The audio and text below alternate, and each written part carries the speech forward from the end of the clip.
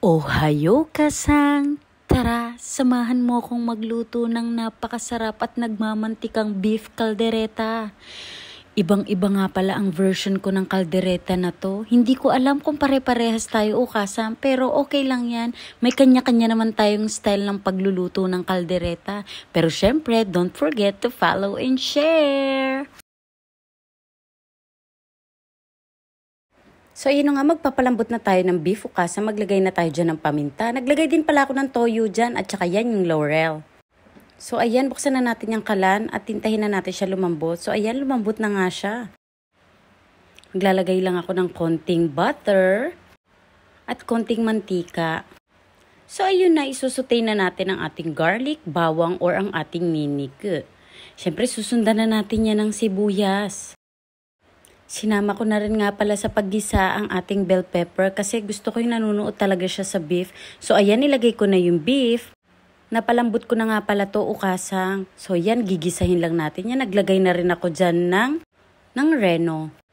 So haluin lang natin ulit yan.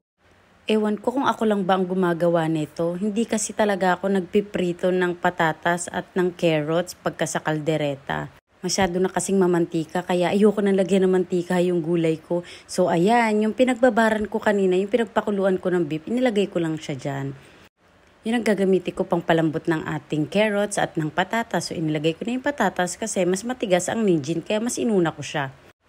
At sinunod ko na yung patatas. So ayan, ukasang ako lang ba gumagawa nito, naglalagay ako dyan ng gata. Sobrang napakasarap nito. Try nyo ukasang. So naglagay na rin ako ng bell pepper. At naglagay na rin ako dyan ng salt, siyo, or asin. At naglagay na rin ako ng konting papatamis, ang honey. So, konting-konting tomato sauce lang ang inilagay ko dyan. Since malasa na din naman kasi siya. So, naglagay na rin ako ng tomato paste. Maglagay tayo ng konting sili, pampaanghang. So, ayan, halu-haluin lang natin yan. Ukasa, malambot na nga pala yung potato at yung ating carrots dyan. Kaya okay na yan. Sobrang sarap nito, ukasa. So, patayin na natin ang kalan at ilalagay ko na yung natira kong bell pepper. Ewan ko, ukasa, mas gusto ko kasi talagang kinakain ng bell pepper ng medyo matigas-tigas pa. So, ayan, halu-haluin lang natin. This time, ukasang gustong-gusto ko na kumain. Yun, meron tayong sawsawa na patis. Oh. So, ukasang, ano pang hinihintay nyo? It's kainan time! Itadakimasu!